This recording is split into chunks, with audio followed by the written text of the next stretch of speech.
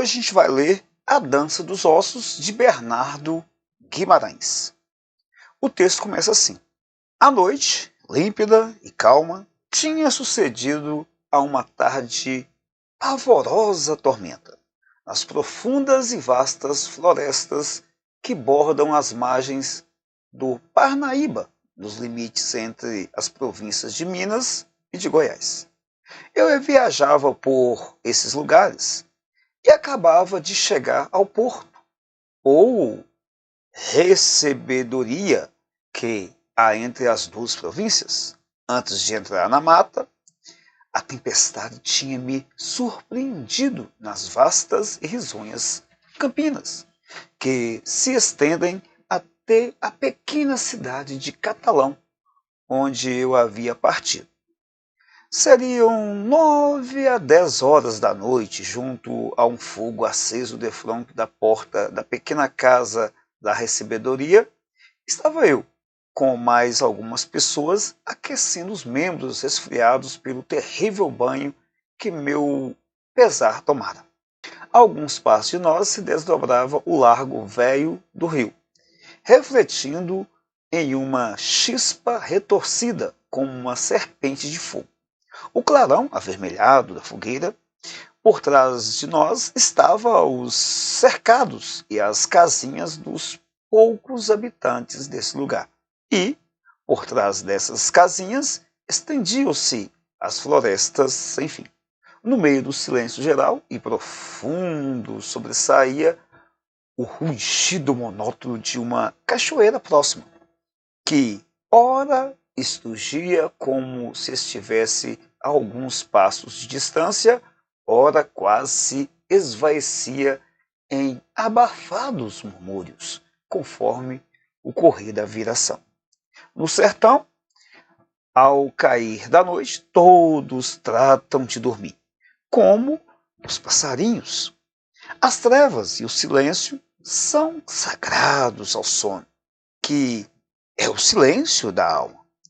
Só o homem nas grandes cidades, o tigre nas florestas e o mocho nas ruínas, as estrelas no céu e o gênio na solidão do gabinete, costumam velar nessas horas que a natureza consagra ao repouso. Entretanto, eu e meus companheiros, sem pertencermos a nenhuma dessas classes, por uma exceção de regra, estávamos acordados a essas horas.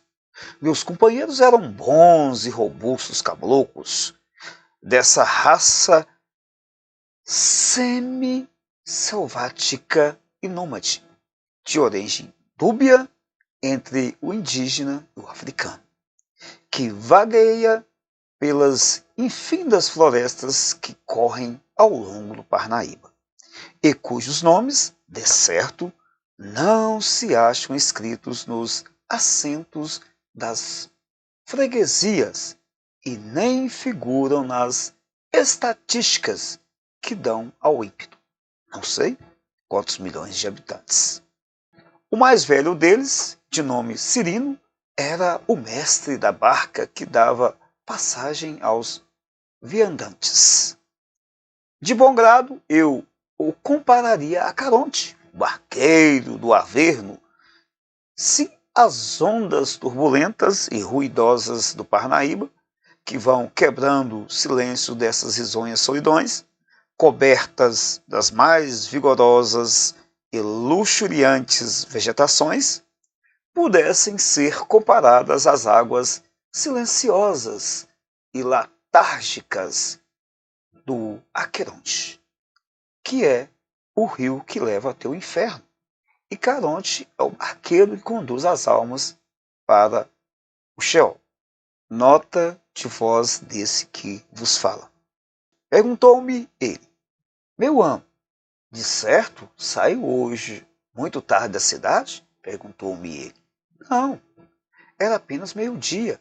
O que me atrasou foi o aguaceiro, que me pilhou no caminho. A chuva era tanta e tão forte, o vento, que meu cavalo quase não podia andar. Se não fosse isso, ao pôr do sol, eu estava aqui. Então, Quando entrou na mata, já era noite? Oh, se era! Já tinha anoitecido, havia mais de 1 hora. E não viu nada no caminho, nada que o incomodasse? Nada, Cirino, a não ser às vezes o mau caminho e o frio, pois eu vinha ensopado da cabeça aos pés. Deveras? Não viu nada? Nada? É o primeiro, pois hoje que dia que é? Hoje é sábado, Cirino. Sábado? Que me diz? E eu, na mente que hoje já era sexta-feira. Oh, senhorinha! E eu tinha precisão de ir hoje ao campo buscar umas linhas que encomendei para meus anzóis. E não fui porque esta minha gentinha de casa me disse que hoje era sexta-feira. E hoje, com esta chuva, era dia de pegar muito peixe. Oh, senhorinha! Gritou o velho com mais força. Este grito apareceu saindo de uma casebre sozinho, uma menina de 8 a 10 anos, fusca e bronzeada, quase nua, bocejando e esfregando os olhos, mas que me mostrava ser uma criaturinha esperta e viva como uma capivara. Então, senhorinha, como é que tu vais me dizer que hoje era sexta-feira? Ah, cachorrinha, deixa-te estar, que amanhã tu me pagas. Então hoje, que dia é? Eu também não sei, papai. Foi a mamãe que me mandou que falasse que hoje era sexta. É o que tua mãe sabe ensinar-te. É a mentira? Deixa que vocês outra vez não me enganam mais. Sai daqui, vai-te embora dormir, velhaquinha. Depois que a menina, assim enxotada, se retirou, lançando um olhar cobiçoso sobre umas espigas de milho verde que os caboclos estavam a assar, o velho continuou. Veja, o que são artes de mulher? A minha velha é muito ciumenta e inventa todos os modos de não me deixar um passo fora daqui. Agora, não me resta um só anzol com linha. O último lá se foi esta noite, na boca de um dourado, e, por culpa dessa gente, não tenho maneiras de ir matar um peixe para meu amo almoçar amanhã. Não te dê isso cuidado, Cirino, mas conta-me que te importava que hoje fosse sexta ou sábado, para ires ao campo buscar as tuas linhas? O quê, meu amo? Eu atravessei o caminho dessa mata no dia de sexta-feira? É mais fácil descer por esse rio abaixo em uma canoa sem remo. Não era à toa que eu estava perguntando se não lhe aconteceu nada no caminho. Mas o que há nesse caminho? Conta-me, Cirilo. Eu não vi nada. Vós, Messê, não viu? Daqui a obra de 3/4 de légua, a mão direita que vem, um meio claro na beirada do caminho, e uma cova meio aberta com uma cruz de pau? Não reparei, mas sei que há por aí uma sepultura de que se contam muitas histórias. Pois muito bem, aí nessa cova é que foi enterrado o defunto Joaquim Paulista, mas é a alma dele só que mora aí. O corpo mesmo, esse anda espatifado aí por essas matas, que ninguém mais sabe dele. Ora, valha-te Deus, Cirino, não te posso entender. Até aqui eu acreditava que quando se morre, o corpo vai para a sepultura e a alma para o céu ou para o inferno, conforme as suas boas ou más obras. Mas o teu defunto, veja agora, pela primeira vez que se trocaram os papéis, a alma fica enterrada e o corpo vai passear? Vosmecê não quer acreditar? Pois bem, pois é coisa sabida aqui, em toda esta redondeza, que os ossos de Joaquim Paulista não estão dentro dessa cova. E que só vão lá nas sextas-feiras para assombrar os viventes. E desgraçado daquele que passar aí em noite de sexta-feira. O que aconteceu, Cirino? Aconteceu o que já me aconteceu. Como vou lhe contar?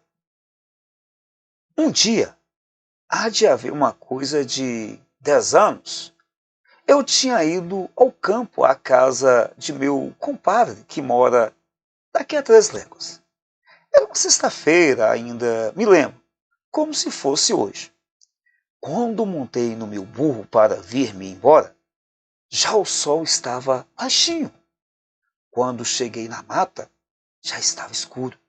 Fazia um luar manhoso que ainda atrapalhava mais a vista da gente.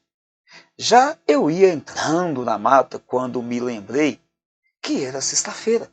Meu coração deu umas pancadas e, a modo que estava me pedindo que não fosse para diante. Mas fiquei com vergonha de voltar, pois um homem, já de idade como eu, que desde criança estou acostumado a varar por esses matos a toda hora do dia ou da noite, hei de agora ter medo? De quê? Incomodei-me de todo o coração a Nossa Senhora da Badia. Tomei um bom trago de guampa que trazia sortido na garupa. Joguei uma asca de fumo na boca e toquei o burro para diante.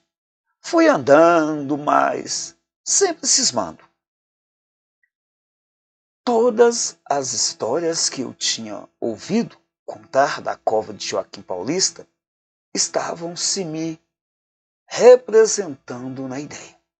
E ainda, por meus pecados, o diabo do burro, não sei o que tinha nas tripas que estava a refugar e a passarinhar numa toada.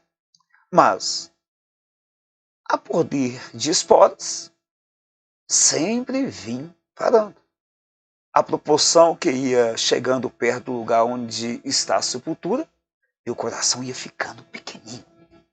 Tomei mais um trago, rezei o Crê em Deus Padre e toquei para diante. No momento mesmo em que eu ia passar pela sepultura, que eu queria passar de galope voando, se fosse possível, aí é que o diabo do burro dos meus pecados empaca de uma vez que não houve força de esporas que o fizesse mover. Eu já estava decidido a me apear, largar no meio do caminho o burro com sela e tudo, e correr para casa, mas não tive tempo. O que eu vi, talvez vosmecê não acredite, mas eu vi como estou vendo este fogo. Vi com estes olhos que a terra há de comer, como comeu os do pobre Joaquim Paulista. Mas os dele nem foi a terra quem comeu, coitado. Foram os urubus e os bichos do mato. Dessa feita, acabei de acreditar que ninguém morre de medo. Se morresse, eu já lá estaria até hoje jazendo companhia Joaquim Paulista. Cruz, credo, Ave Maria. Aqui o velho fincou os cotovelos nos nós dos joelhos, escondeu a cabeça entre as mãos e pareceu-me que resmungou Ave Maria. Depois, acendeu o cachimbo e continuou.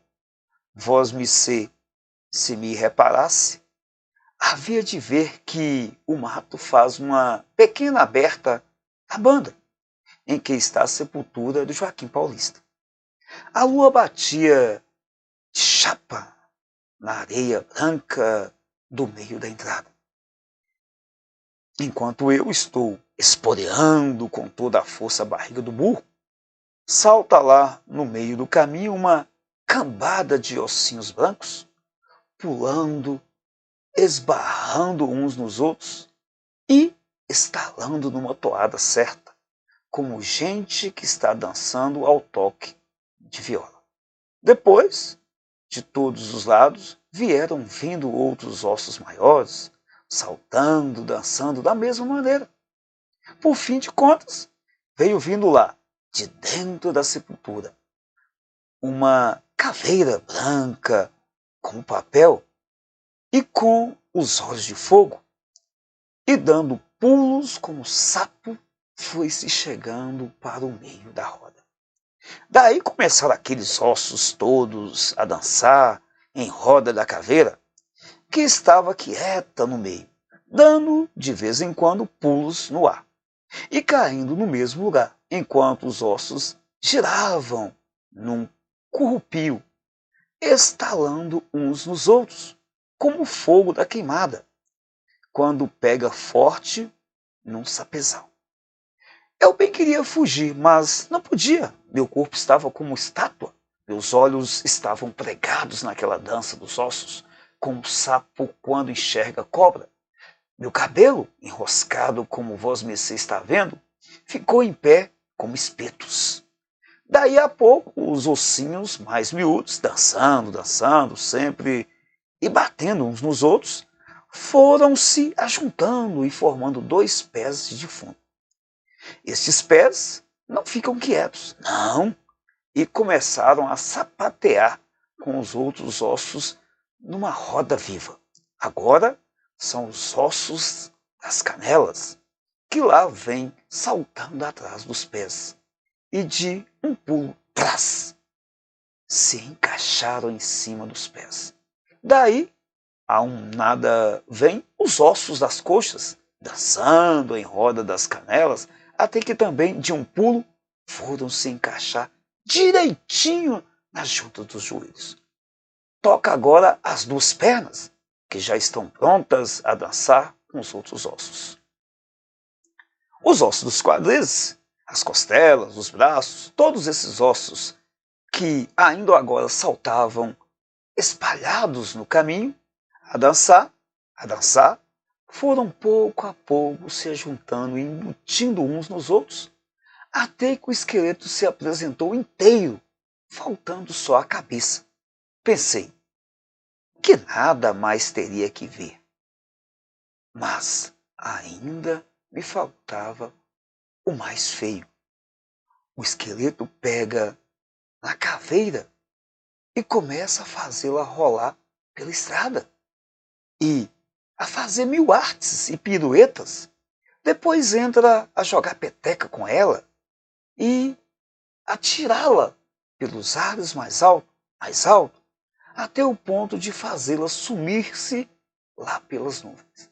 A caveira gemia, zunindo pelos ares, e vinham estalar nos ossos das mãos do esqueleto, como uma espoleta que rebenta. Afinal, o esqueleto escachou as pernas e os braços, tomando toda a largura do caminho, e esperou a cabeça, que veio cair direito no meio dos ombros, como uma cabeça oca que se rebenta em uma pedra, e olhando para mim com os olhos de fogo.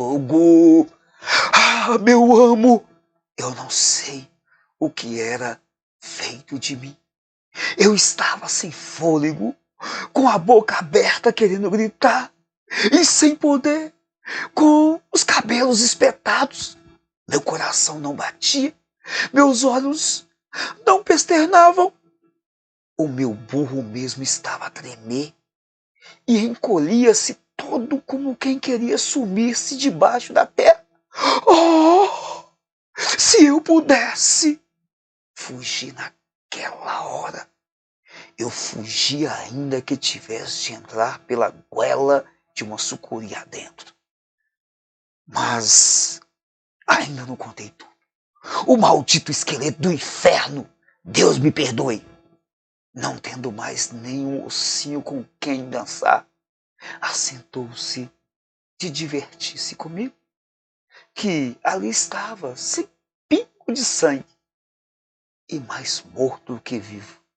E começa a dançar de frente a mim, como se essa figurinha de papelão que as crianças, com uma cordinha, fazem dar de mão e pernas. Vai se chegando cada vez mais para perto. Dá 3 voltas em roda de mim, dançando e estalando as ossadas. E por fim de contas, de um pulo, encaixa-se na minha garupa. E eu não vi mais nada depois. Fiquei atordoado. Pareceu-me que o burro saiu comigo e com o maldito fantasma, zunindo pelos ares e nos arrebatava por cima das mais altas árvores. Valha-me Nossa Senhora da Abadia e todos os santos da corte celeste, gritava eu dentro do coração, porque a boca essa nem podia piar, era à toa. Desacorçoei e, pensando que ia por esses ares as unhas de Satanás, esperava a cada instante estourar nos infernos. Meus olhos se cobriam de uma nuvem de fogo, minha cabeça anda à roda e não sei mais o que foi feito de mim. Quando acordo de mim, foi no outro dia, na minha cama, a sol alto, quando a minha velha de manhã cedo veio abrir a porta, me encontrou no terreiro, estendido no chão, desacordado, e o burro selado perto de mim. A porteira da manga estava fechada. Como é que esse burro pode entrar comigo para dentro? E que não sei. Portanto, ninguém me tira da cabeça que o burro veio comigo pelos ares. Acordei com o corpo todo moído e com os miolos pensando como se fosse de chumbo. E sempre com aquele maldito estalar de ossos nos meus ouvidos, que me perseguiu por mais de um mês. Mandei dizer 2 missas pela alma de Joaquim Paulista e jurei que nunca mais havia de pôr meus pés fora de casa em dia de sexta-feira. O velho barqueiro contava esta tremenda história de medo mais tosco. Porém, muito mais vivo do que eu acabo de escrevê-lo. E acompanhava a narração de uma gesticulação selvática e expressiva e de sons imitativos que não podem ser representados por sinais escritos. A hora avançada, o silêncio e a solidão daqueles sítios, teatro desses assombros acontecimentos, contribuíram também grandemente para torná-los quase visíveis e palpáveis.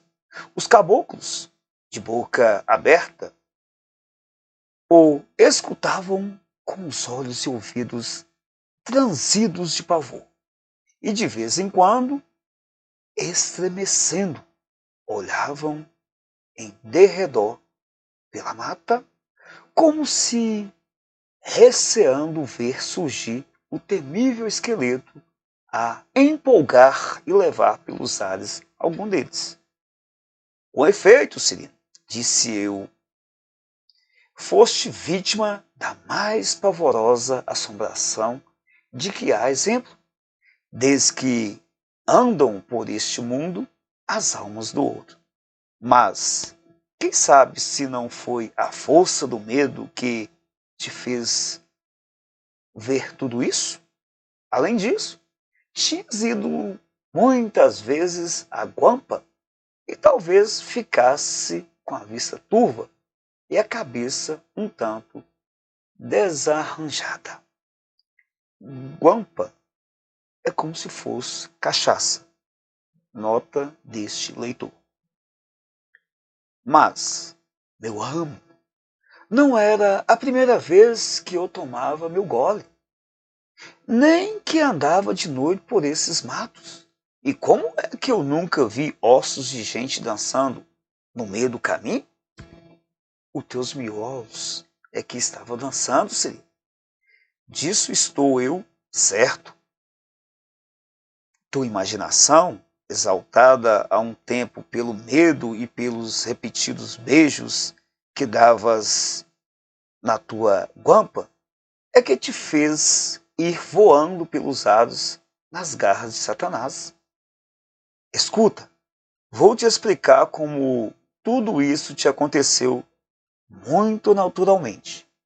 Como tu mesmo disseste, entraste na mata com bastante medo e, portanto, disposto a transformar em coisas do outro mundo tudo quanto confusamente vias no meio de uma floresta frouxamente alumiada por um luar escasso.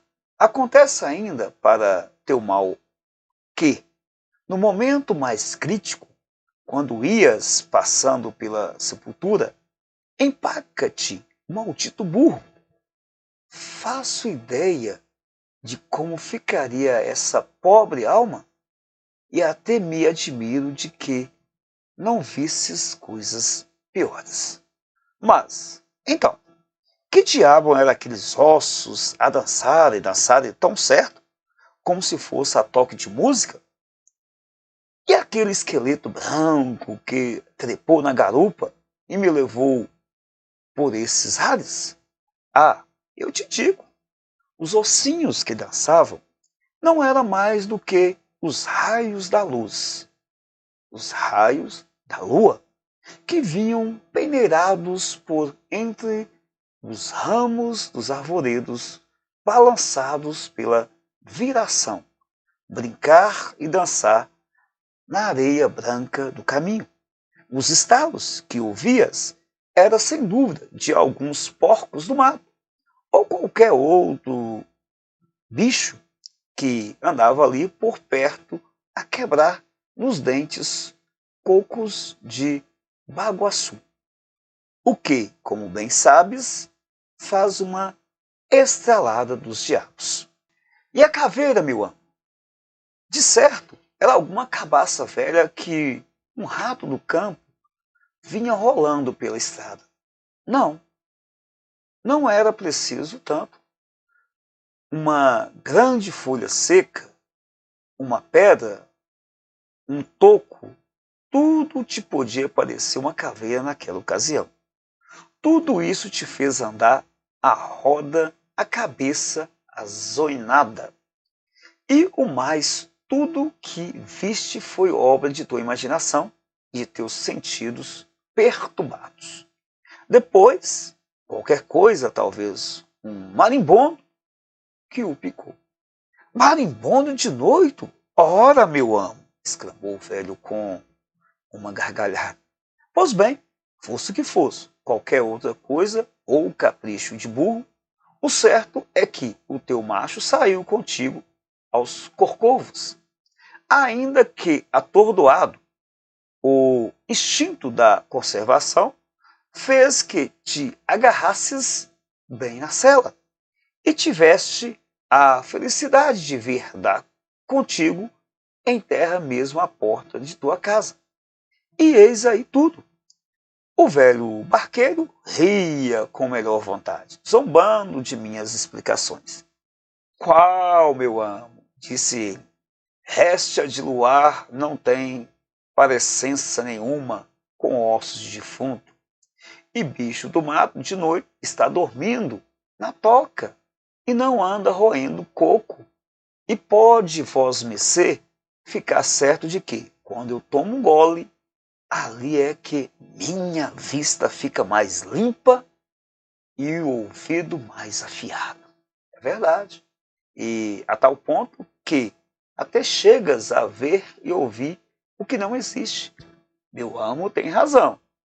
Eu também, quando era moço, não acreditava em nada disso, por mais que me jurassem. Foi-me preciso ver para crer.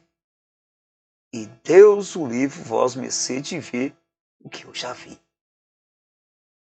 Eu já vi girino, já vi, mas nem assim acreditei.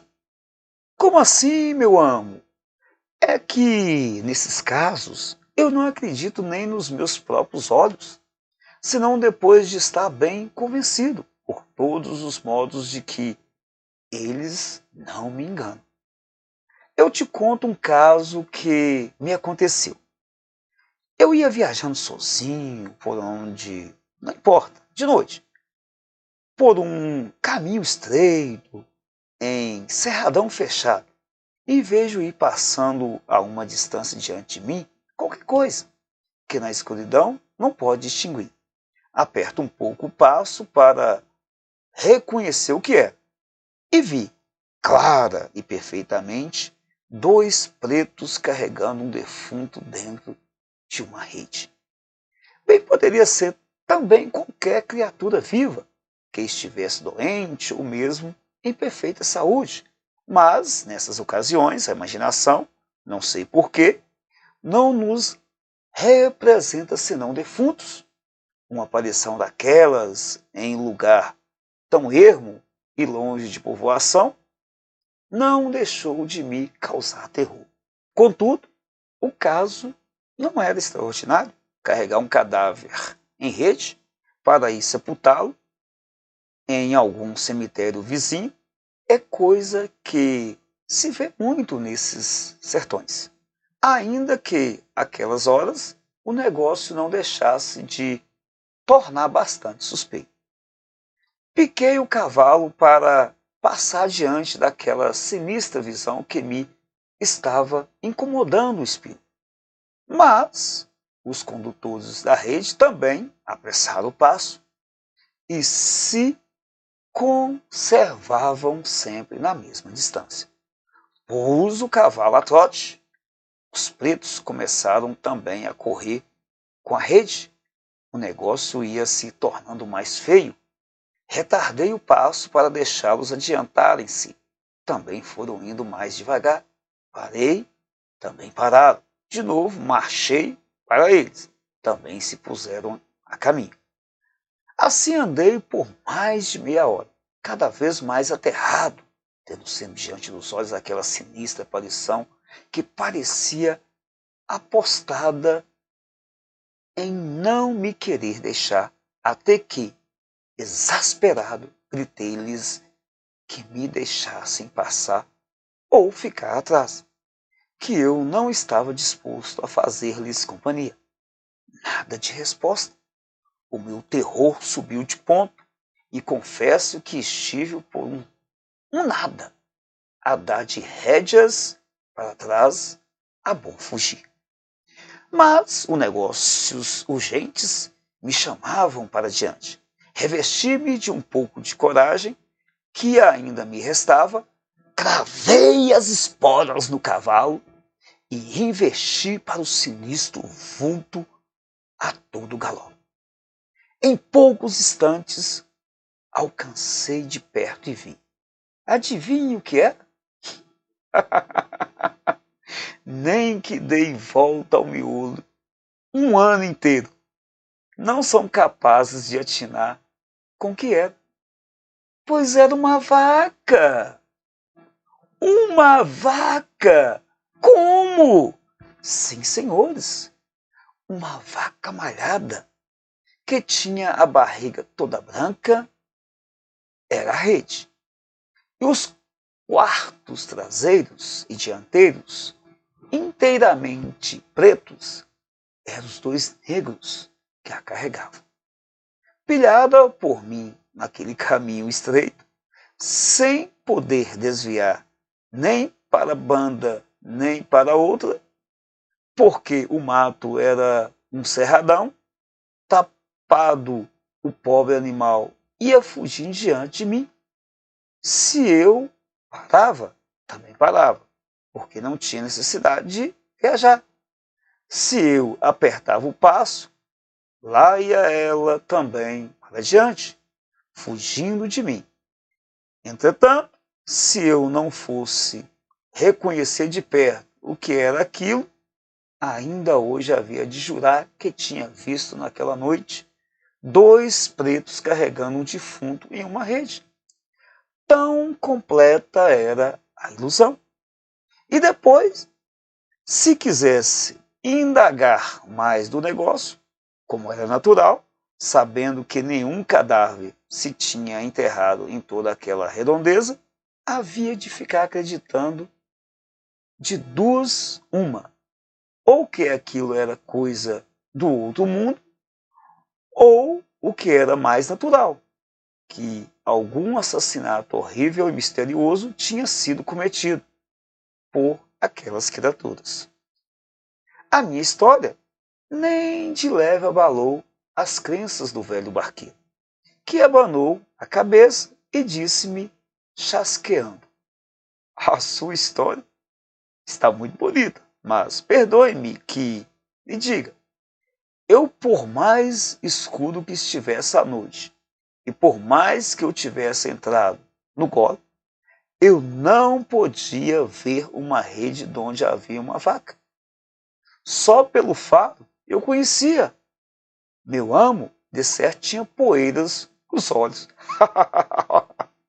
Mas vamos que vós mercê, quando investiu para os vultos, em vez de esbarrar com uma vaca, topasse mesmo uma rede carregando um defunto, que esse defunto, saltando fora da rede, lhe pulasse na garupa e o levasse pelos ares com o cavalo e tudo, de modo que vós mercê não desse acordo de si, senão no outro dia em sua casa, sem saber como.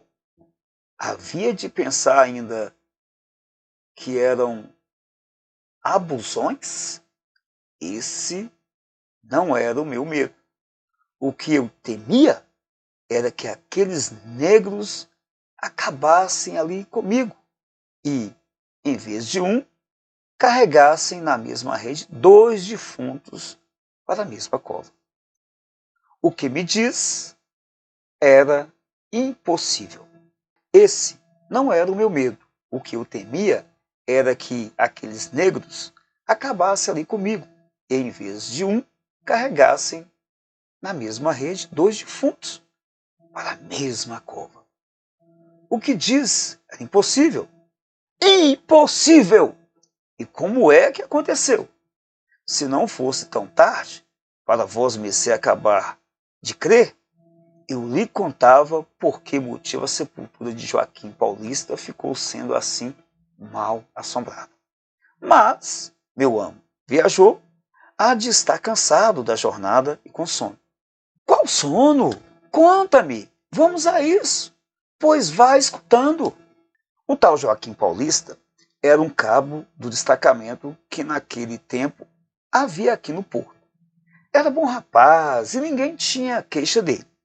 Havia aqui também, por esse tempo, uma rapariga por nome de Carolina, que era o desassossego de toda a rapaziada. Ela era uma caboclinha escura, mas bonita e sacudida. Como ela, ainda não pisou outra.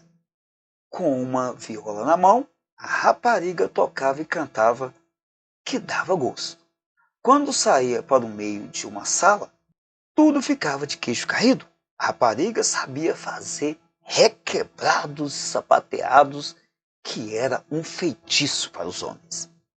Em casa dela, que era um ranchinho ali, da outra banda, era súcia todos os dias. Também todos os dias havia solados de castigos por amor, de barulhos e desordens. O Paulista tinha uma paixão louca pela Carolina, mas ela anda de amizade com outro camarada, de nome Timóteo, que a tinha trazido de Goiás, o qual queria muito bem. Vai um dia, não sei que diabo de dúvida tiveram os dois, que a Carolina se desapartou do Timóteo e fugiu para a casa de uma amiga. Aqui no campo, Joaquim Paulista, que há muito tempo bebia usados por ela, achou que a ocasião era boa. E tais artes armou, tais agrados fez a rapariga, que tomou conta dela. Ali, pobre rapaz, se ele adivinhasse, nunca teria olhado para aquela rapariga. O Timóteo, quando soube do caso, urrou de raiva e de ciúme. Ele estava esperando que, passados os primeiros arrufos da barriga, ela o viria procurar, se ele não fosse buscá-la, como já de outras vezes tinha acontecido. Mas desta vez tinha se enganado. A rapariga estava, por tal sorte, embeiçada com Joaquim Paulista, que de modo nenhum quis saber do outro, por mais que esse rogasse, teimasse, chorasse, ameaçasse mesmo de matar o outro, e ela também. O Timóteo desenganou-se, mas ficou calado e guardou seu ódio no coração. Estava esperando uma ocasião. Assim, passaram-se meses, sem que houvesse novidade. O Timóteo vivia em muito boa paz com Joaquim Paulista, que, tendo muito bom coração, nem de leve cismava que seu camarada lhe guardasse ódio. Um dia, porém, Joaquim Paulista teve ordem do comandante do destacamento para marchar para a cidade de Goiás. Carolina, que era capaz de dar a vida por ele, jurou que havia de acompanhá-lo. O Timóteo danou, viu que não era possível guardar para mais tarde o cumprimento de sua tensão danada. Jurou que ele havia de acabar desgraçado, mas que Joaquim Paulista e Carolina não haviam de ir viver sossegados longe dele. E assim combinou com outro camarada, tão bom ou pior do que ele, para dar cabo do pobre rapaz. Nas vésperas da partida, os dois convidaram Joaquim para irem ao mato caçar. Joaquim Paulista, que era não tão malicioso, aceitou o convite.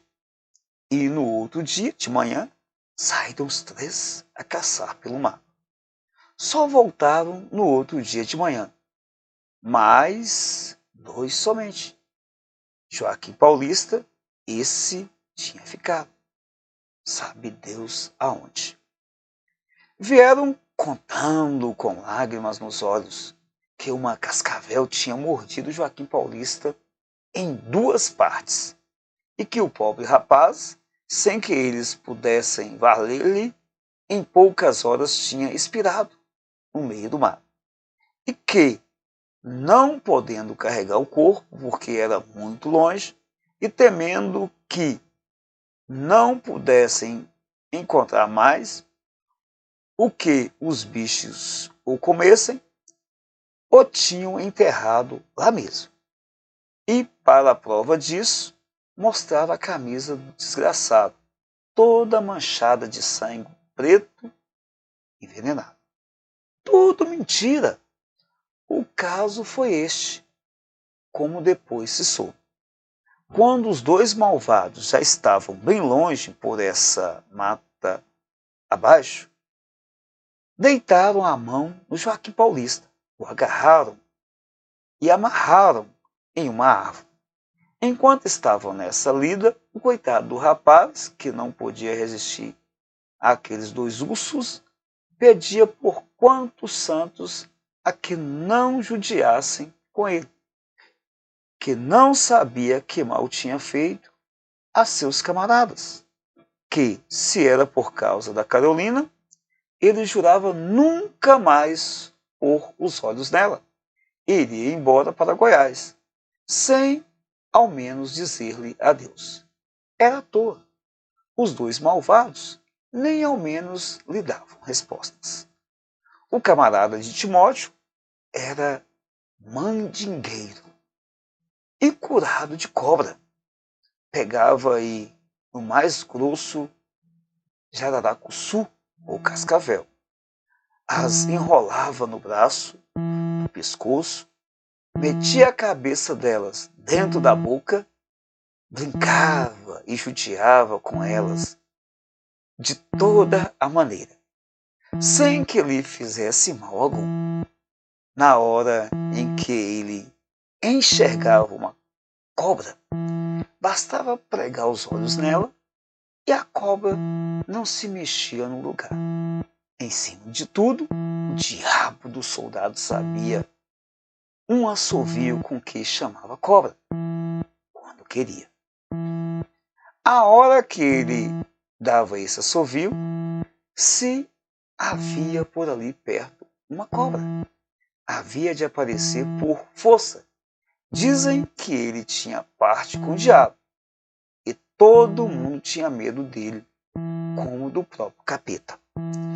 Depois que amarraram bem amarrado o pobre Joaquim Paulista, o camarada do Timóteo desceu pelas furnas de uns grotões abaixo e andou por lá muito tempo, assoviando o tal assovio que ele conhecia. O Timóteo ficou de sentinela ao Joaquim Paulista, que estava caladinho, coitado, encomendando sua alma a Deus. Quando o soldado voltou, trazia em cada uma das mãos, apertado pela garganta, uma cascavel mais grossa do que esta minha perna. Os bichos desesperados batiam e se enrolavam pelo corpo do soldado, que nessa hora devia estar medonho que nem o diabo. Então, Joaquim Paulista compreendeu que qualidade de morte lhe iam dar aqueles dois desalmados. Pediu, rogou, mas inutilmente, que, se queriam matá-lo, pregassem-se-lhe uma bala na cabeça ou enterrasse-lhe uma faca no coração por piedade. Mas não o fizeram morrer de um modo tão cruel. Isso querias tu, disse o soldado, para nós irmos para a forca? Nada. Estas duas meninas é que hão de carregar com a culpa de tua morte. Para isso é que fui buscá-las. Nós não somos carrascos. Joaquim, disse o Timóteo, faz tu teu ato de contrição e deixa-te de histórias. Faz de conta que são os dois braços da Carolina que vão te apertar num gostoso abraço. Aqui o Joaquim põe-se a gritar com quanta força tinha, a ver se alguém acaso podia ouvi-lo e acudir-lhe. Mas, sem perder tempo, o Timóteo pega num lenço e tocha-lhe na boca. Mais que depressa o outro atira-lhe por cima os dois bichos, que, no mesmo instante, a picaram por todo o corpo. Imediatamente mataram as duas cobras, antes que fugissem.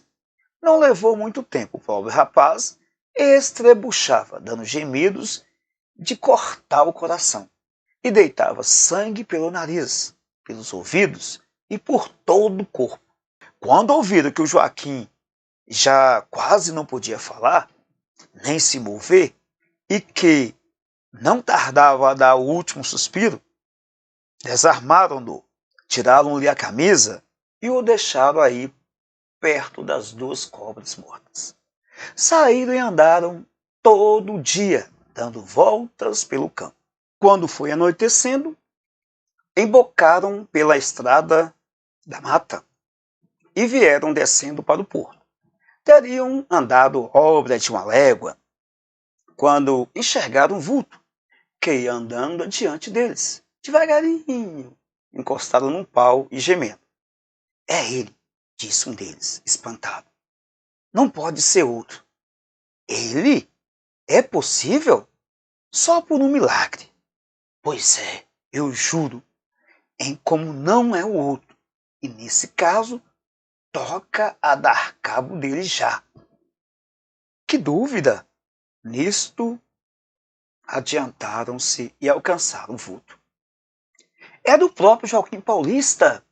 Sem mais demora, socaram-lhe a faca no coração e deram-lhe cabo dele. Agora, como há de ser, diz um deles, não há remédio senão fugir, senão estamos perdidos.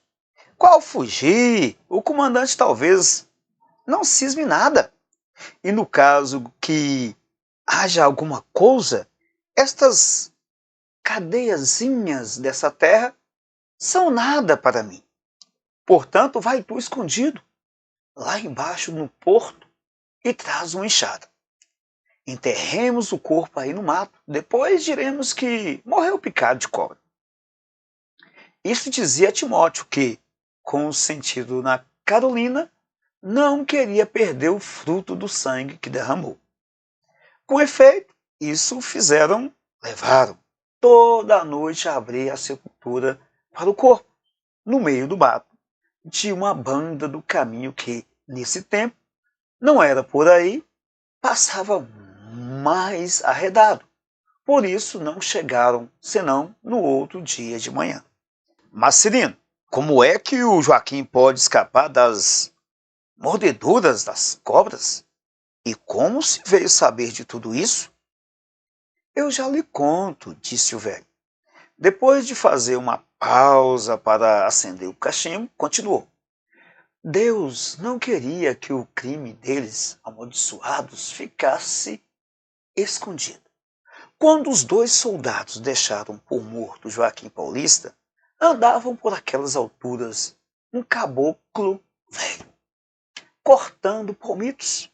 Aconteceu que, passando por aí, não muito longe, ouvi uma voz de gente e veio vindo com cautela a ver o que era. Quando chegou a descobrir o que estava se passando, frio e tremendo de susto, o pobre velho ficou espiando de longe, bem escondido numa moita, e viu tudo, desde a hora em que o soldado veio da furna com as cobras na mão. Se aqueles malditos o tivessem visto ali, tinha dado cabo dele também.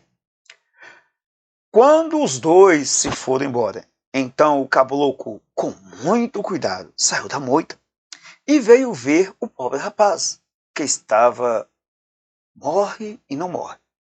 O velho era mezinheiro, muito mestre, benzedor, que tinha fama em toda a redondeza.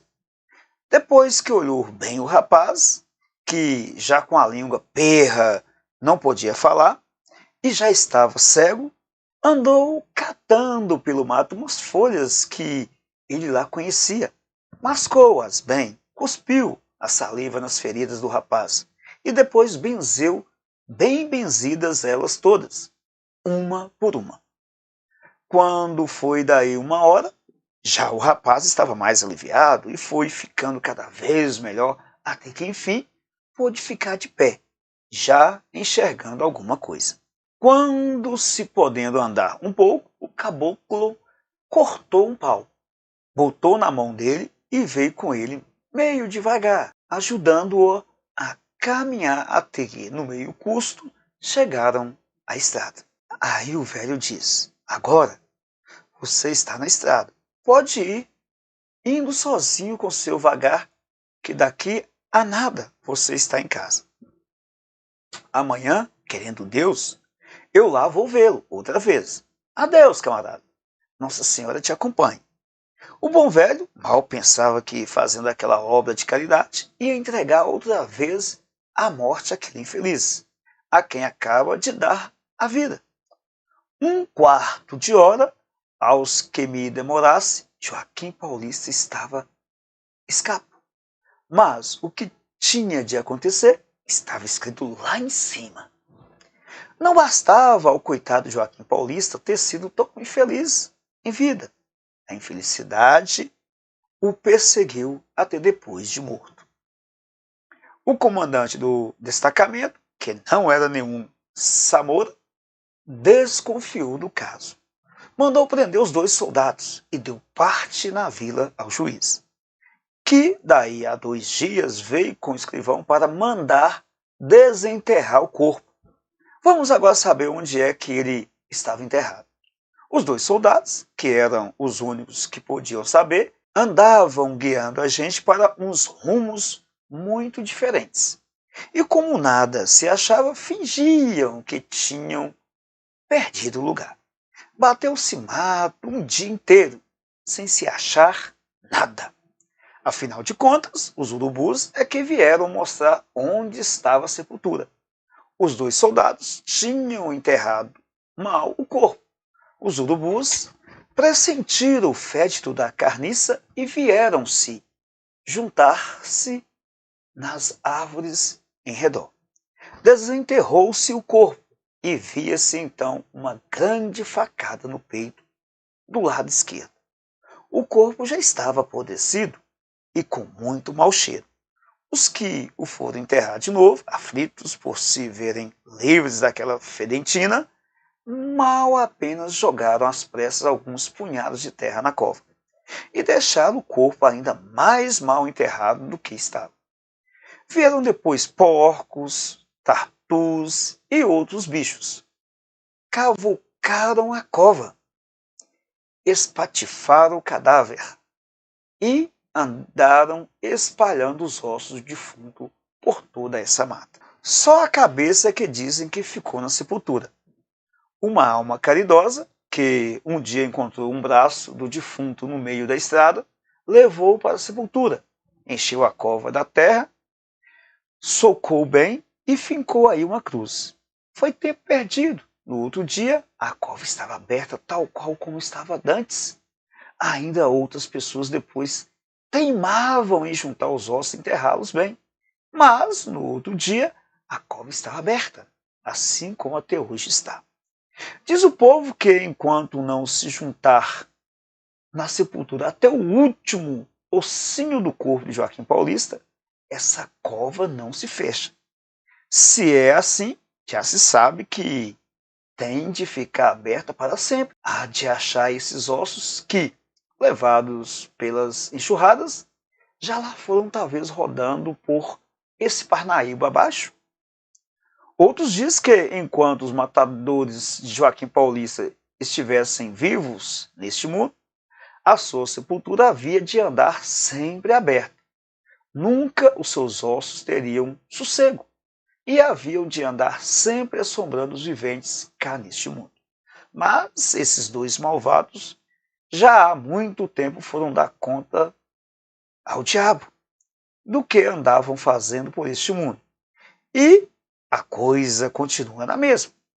O antigo camarada da Carolina, esse morreu no caminho de Goiás. A escolta que o levava para cumprir sentença de galês por toda a cidade, com medo que ele fugisse, pois o rapaz tinha a arte do diabo, assentou de acabar com ele. Depois contaram uma história de resistência e não tiveram nada. O outro, que era curado de cobra, tinha fugido. Mas, como ganhava a vida brincando com cobras e matava gente com elas, veio também a morrer na boca de uma delas. Um dia, em que estava brincando com um grande urutu preto, à vista de muita gente que estava a olhar de queixo caído, a bicha perdeu-lhe o respeito. E, em tal parte, e em tão má hora, lhe deu um bote, que o maldito caiu logo estrebuchando, e em poucos instantes deu a alma ao diabo. Deus me perdoe, mas aquela fera não podia ir para o céu. O povo não quis, por maneira nenhuma, que ele fosse enterrado no sagrado, e mandou atirar o corpo no campo para os urubus. Enfim, eu fui à vila pedir ao vigário velho, que era o defunto padre Carmelo, para vir bendizer a sepultura de Joaquim Paulista e tirar dela essa assombração que aterra todo este povo. Mas o vigário diz que isso não valia de nada. Que enquanto não se dissessem pela alma do defunto tantas missas quantos ossos tinha ele no corpo, quantos dedos, unhas, dentes e tudo, nem os ossos teriam sossego, nem a assombração acabaria, nem a cova se havia de fechar nunca. Mas se os povos quisessem e aprontassem as esmolas, que ele dizia as missas, tudo ficaria acabado. Agora que há de contar quantos ossos a gente tem no corpo. E quando é que esses moradores, que são todos pobres como eu, hão de aprontar dinheiro para dizer tantas missas para pagar o padre? Portanto, já se vê, meu amo, que o que lhe contei não é nenhum absurdo, não é nenhum abusão. É coisa certa e sabida em toda essa redondeza. Todo esse povo aí está aqui. Não me há de deixar ficar mentiroso. À vista de tão valentes provas, dei pleno crédito a tudo quanto o barqueiro me contou. Espero que meus leitores acreditarão comigo piamente que o velho barqueiro do Parnaíba, uma bela noite, andou pelos ares montado em um burro com um esqueleto na garupa. Fim. A Dança dos Ossos foi publicado em 1871 no livro Lendas e Romances.